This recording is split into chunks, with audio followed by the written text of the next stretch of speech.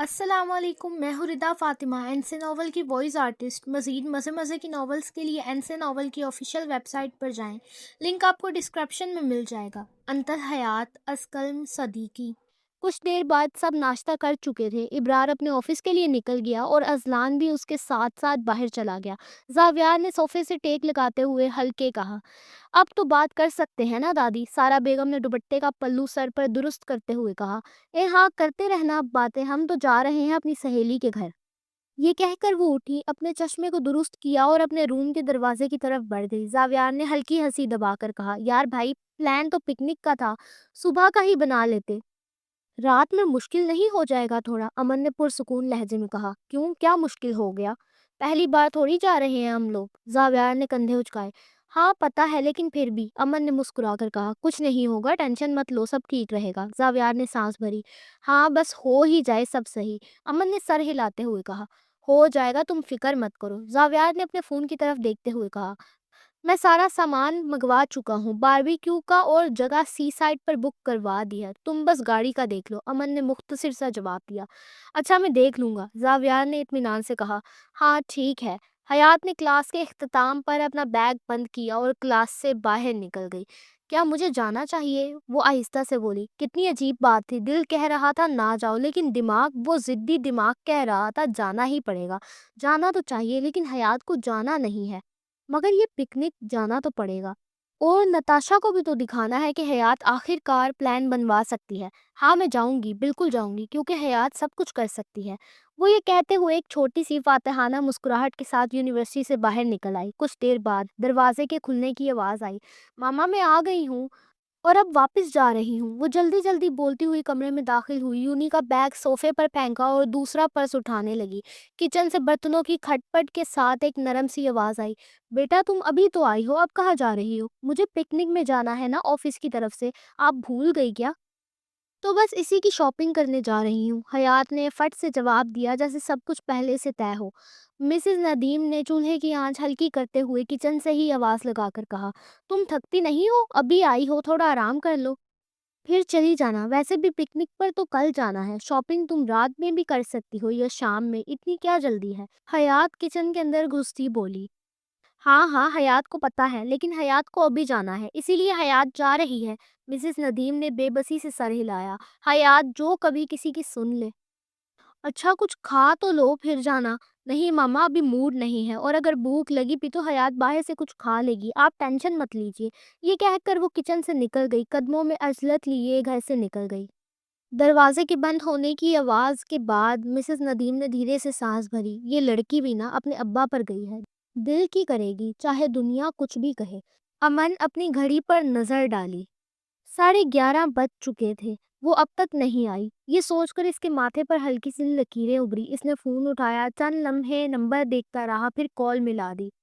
Ringing ringing, جی فرمائیے۔ دوسری طرف سے مانوس سی شوخ آواز آئی۔ کہاں ہو تم؟ امن کی آواز میں تھوڑی سی خفگی شامل تھی۔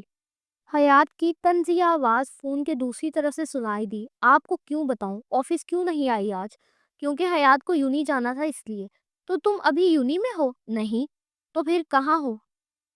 آپ کو کیوں بتاؤں؟ امن نے ہونٹ بیچتے ہوئے کہا۔ حیات بدتمیزی مت کرو، جو پوچھ رہا ہوں اس کا سیدھا جواب دو۔ فار یور کائنڈ انفارمیشن، حیات بدتمیزی نہیں کرتی۔ امن نے کرسی کی پشت سے ٹیک لگائی۔ آفس آؤ چپ چاپ۔ نہیں میں تو بولتے ہوئے آؤں گی۔ پاگل لڑکی، اور امن کے ہونٹوں پر مسکراہٹ آ گئی۔ واہیات پرانی۔ دوسری طرف ہمیشہ کی طرح حیات نے چڑ کر جواب دیا، کوئی اپنے بوس سے ایسے بات کرتا ہے؟ ابھی حیات آپ کے آفس میں نہیں ہے، اس لیے آپ کوئی بوس نہیں ہوئے، سمجھے؟ امن نے تھوڑا سا جھک کر موبائل کی سکرین کو دیکھا۔ اچھا تو پھر میں کیا ہوں ابھی؟ واہیات پرانی، اور تم پاگل لڑکی۔ اب حیات کو ڈسٹرب مت کرے، فون رکھیں۔ کیوں حیات، ایسا بھی کون سا پہاڑ توڑ رہی ہے؟ آپ کو کیوں بتاؤں؟ اچھا مت بتاؤ۔ فون رکھیے۔ تم بھی تو رکھ سکتی ہو، میں کیوں رکھوں؟ کیونکہ کال آپ نے کی ہے تو کٹ بھی آپ ہی کریں گے۔ نہیں میں تو نہیں کر رہا۔ وہ خود بھی نہیں جانتا تھا کہ وہ اس وقت اتنی سی بات کے لیے حیات سے کیوں لڑ رہا ہے، بس اسے ایسا کرنا اچھا لگ رہا تھا۔ ہاں تو پھر رکھیے مت، آن کال آپ کا ہی ڈیٹا ضائع ہوگا۔ میں اور ڈلوا لوں گا ڈیٹا۔ ہاں آپ تو امبانی کی اولاد ہے نا؟ امن نے چونک کر کہا۔ What the hell is Ambani کی اولاد، ایک تو آپ کو کچھ سمجھ بھی نہیں آتا، عجیب بند بدھی ہیں آپ۔ اب یہ بند بدھی کیا ہے؟ امن نے ناگواری سے کہا۔ بند بدھی مطلب جس کا دماغ بند ہو، جس کو بات سمجھنے میں صدیاں لگ جائیں۔ حیات نے امن کو اچھے سے سمجھایا، ایک تو حیات اور حیات کے الٹے سیدھے ورڈز۔ اچھا میں بند بدھی ہوں تو تم بدھی لیس ہو۔ وہ اس سے اسی کی طرح باتیں کیوں کرنے لگا تھا؟ زیادہ فری مت ہو، میں فری ہوں بھی نہیں۔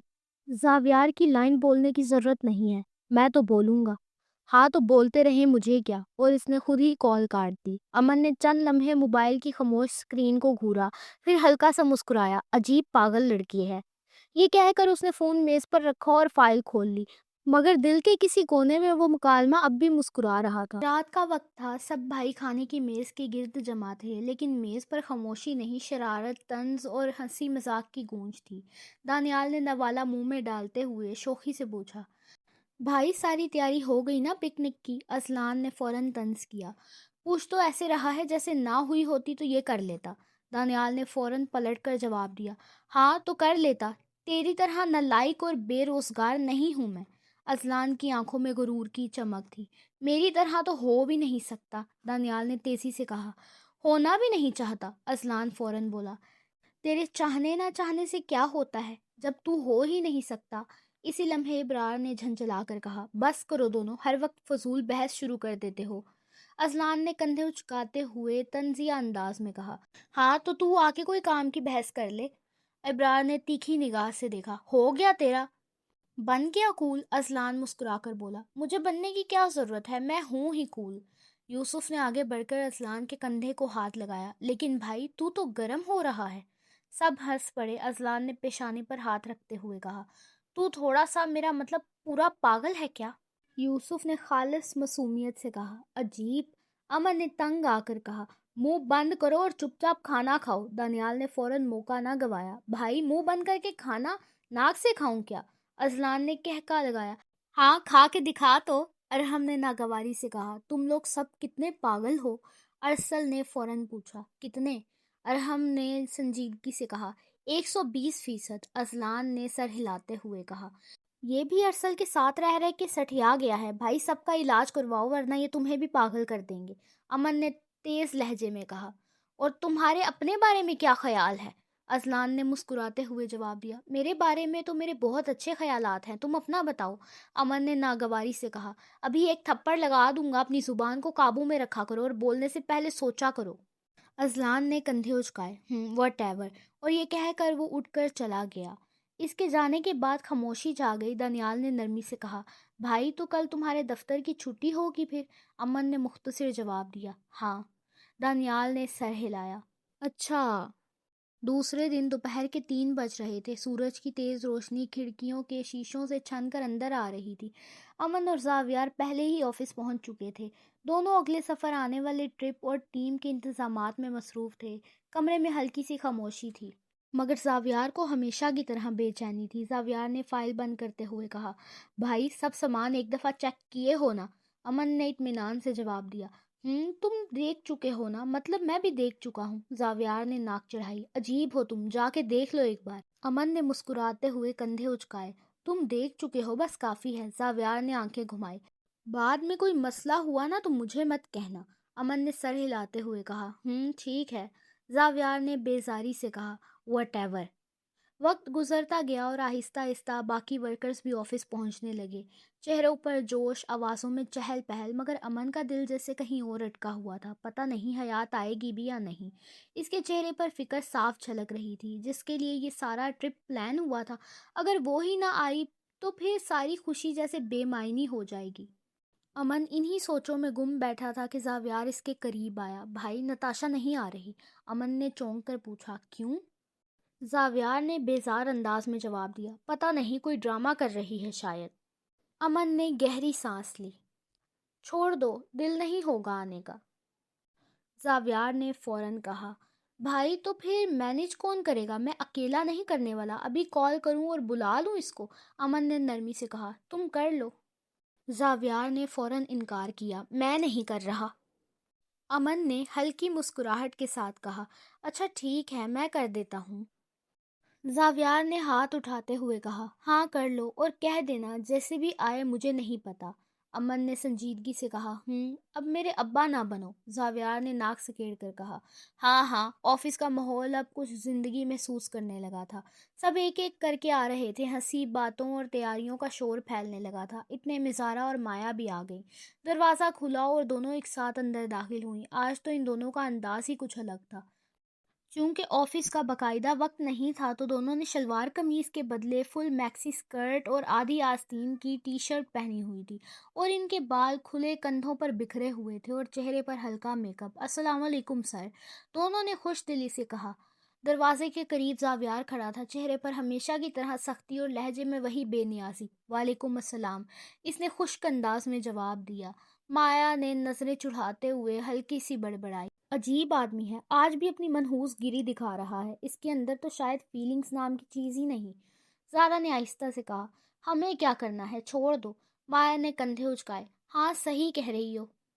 ادھر امن ایک طرف فون پر مصروف تھا۔ کیا ہوا، کیوں نہیں آ رہی ہو؟ امن نے عام لہجے میں پوچھا۔ فون کی دوسری جانب نتاشا تھی، اس کی آواز میں روٹھا ہوا سا لہجہ تھا۔ بس ایسے ہی، دل نہیں ہے آنے کا۔ کیوں؟ بس ایسے ہی۔ تم نہیں آؤ گی تو باقی چیزیں مینج کون کرے گا؟ اور اگر آنا نہیں تھا تو پہلے بتانا چاہیے تھا، اب تمہیں آنا ہی پڑے گا، خاموشی سے آفس پہنچو۔ نتاشا تھوڑا رکی، پھر آہستہ سے بولی، اچھا تم کہہ رہے ہو تو آتی ہوں۔ امن نے مختصر جواب دیا، اور کال بند کر دی۔ فون بند کرتے ہی وہ چند لمحے خاموش بیٹھا رہا، دل کے کسی کونے سے ایک خیال سر اٹھا۔ حیات کو بھی کال کروں کیا؟ پھر خود ہی سر ہلا دیا، نہیں کرتا، اگر کال کی تو وہ شاید آنا چاہتی بھی ہو تو نہ آئے۔ کاش حیات بھی نتاشا کی طرح میری بات مان لیتی، لیکن وہ تو حیات ہے، وہ کسی کی کیوں مانے گی، ہمیشہ اپنی منوائے گی۔ یہ سوچتے ہوئے امن کے چہرے پر ایک اندیکھی مسکراہٹ آ گئی، وہ مسکراہٹ جو شاید ہی کسی نے دیکھی ہو، وہ خوشی جو اس کے چہرے پر کبھی کبھار ہی آتی تھی۔ شام کے 5 بج چکے تھے، سورج کی کرنیں عمارت کے شیشوں سے پھسل کر زمین پر بکھر رہی تھیں۔ آفس کے اندر تقریباً سبھی پہنچ چکے تھے، کہیں باتیں اور روانگی کی چہل پہل، بس ایک کمی تھی، حیات کی۔ اس کا اب تک کوئی اتا پتہ نہیں تھا۔ امن کے چہرے پر خاموشی کے باوجود ایک انکہی سی بے چینی تھی، وہ بار بار موبائل اسکرین دیکھتا مگر کوئی کال، کوئی میسج نہیں۔ دوسری طرف نتاشا بھی آ چکی تھی، ہمیشہ کی طرح تیار، پراعتماد، مگر آج شاید کچھ زیادہ بولڈ۔ اس کی موجودگی نے ماحول کو چمکا تو دیا، مگر امن کے اندر جو خالی پن تھا وہ کسی موجودگی سے نہیں بھرا جا سکتا تھا۔ بھائی چلو اب نکلتے ہیں، جسے آنا تھا سب آ گئے ہیں۔ رک جاؤ، 6 بجے تک نکلتے ہیں۔ کیوں بھائی؟ دانیال اور یوسف نہیں آئے ابھی، انہیں کال کرو پھر نکلتے ہیں۔ یہ جملہ صرف بہانہ تھا، اسے خود بھی معلوم تھا، اصل انتظار ان دونوں کا نہیں تھا۔ ہاں کرتا ہوں، زاویار نے کہا اور جیب سے فون نکال کر کال ملانے لگا۔ امن کی نظریں مسلسل آفس کے گیٹ پر جمی ہوئی تھی، دل میں ایک ہی خیال، کاش وہ آ جائے۔ اور پھر وہ لمحہ آ ہی گیا، وہی چہرہ، وہی انداز، وہی مسکراہٹ جس کا انتظار اسے صبح سے تھا۔ حیات گیٹ سے اندر داخل ہوئی۔ آج اس نے ہلکی کافی براؤن رنگ کی نیٹ سویٹر پہنی ہوئی تھی، جو سامنے سے تھوڑی سی ڈھیلی اور آرام دہ تھی۔ نیچے اس نے سفید شرٹ سٹائل فراک پہن رکھی تھی، کمر پر سیاہ بیلٹ کے ساتھ باندھ رکھا تھا۔ اس کے ساتھ آسمانی رنگ کی جینز اور سفید سپورٹس شوز تھے، جو اس کے پورے انداز کو ایک کیجول مگر پرکشش سٹائل دے رہے تھے۔ بال ہمیشہ کی طرح کھلے چھوڑ رکھے تھے اور بالوں میں لگی چھوٹی سی تتلی والی کلپ اس کی خوبصورتی میں ایک معصوم سی نزاکت بھرتی تھی۔ اس کے لبوں پر وہی مخصوص مسکراہٹ تھی جو کسی کی بھی نظر کو ٹھہر جانے پر مجبور کر دے۔ ہائے حیات آ گئی، وہ زارا اور مایا کے پاس آ کر بولی، اتنی دیر سے آ رہی ہو، مجھے تو لگا تم واقعی نہیں آؤ گی۔ زارا نے حیات سے کہا، ارے بھائی، حیات پکنک کیسے مس کر سکتی ہے، اسی لیے تو حیات آ گئی۔ اچھا جی، زارا نے مسکراتے ہوئے کہا، جی۔ اتنے میں امن آگے بڑھا، حیات کے پاس آیا اور بولا، تم تو کہہ رہی تھی نہیں آؤ گی، لیکن اب آ گئی ہوں نا۔ پاگل لڑکی، وہ زیر لب مسکرایا۔ اور آپ واہیات پرانی، ایکسکیوز می، امن نے حیات کو گھورا۔ وٹ ایور، حیات نے ناگواری سے کہا۔ اسی لمحے زاویار تیزی سے آیا۔ بھائی چلو سب آ گئے، نیچے گاڑی کھڑی ہے، امن نے سر ہلاتے ہوئے کہا۔ ہاں چلو۔ کچھ دیر بعد وہ سب اپنی منتخب جگہ پر پہنچ گئے۔ سمندر کے کنارے دن کی روشنی نے ساحل کو سنہرا کر رکھا تھا۔ ریزورٹ تو پہلے سے بک تھا، مگر باربیکیو کا انتظام باہر ساحل پر ہی ہونا تھا۔ زاویار اور آفس کے چند لڑکے سامان گاڑی سے اتار رہے تھے اور ایک طرف ایک چھوٹا سا خیمہ بھی لگایا جا رہا تھا۔ دانیال نے اچانک زور سے پکارا، اوئے ڈیش! اس کی آواز سن کر یوسف نے گردن موڑی۔ کیا؟ رک ذرا، ابھی بتاتا ہوں کیا۔ یہ کہہ کر دانیال نے اپنا جوتا اتارا اور یوسف کے پیچھے بھاگ پڑا۔ اللہ حافظ، آپ سے ملتی ہوں کسی اور ایپیسوڈ میں، اپنا خیال رکھیے گا۔ آگے کے پارٹ کے لیے این سے ناول کو سبسکرائب کریں اور انتظار کریں۔